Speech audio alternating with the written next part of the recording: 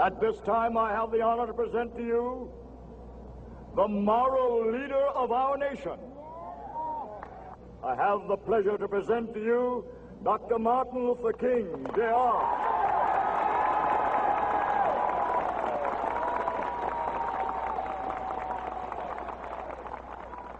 I am happy to join with you today in what will go down in history as the greatest demonstration for freedom in the history of our nation.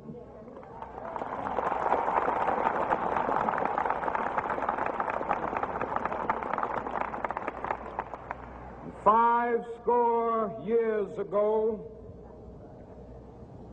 a great American in whose symbolic shadow we stand today signed the Emancipation Proclamation.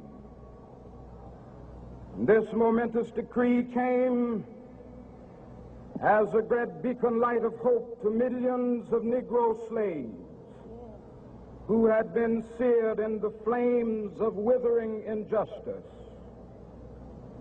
It came as a joyous daybreak to end the long night of their captivity. But 100 years later, the Negro still is not free. 100 years later,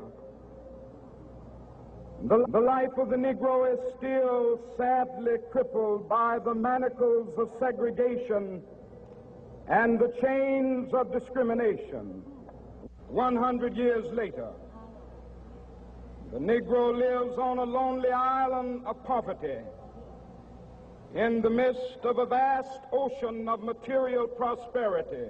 100 years later,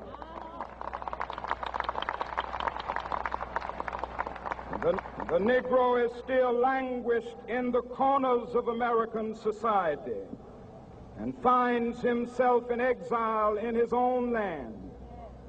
And so we've come here today to dramatize a shameful condition. In a sense, we've come to our nation's capital to cash a check.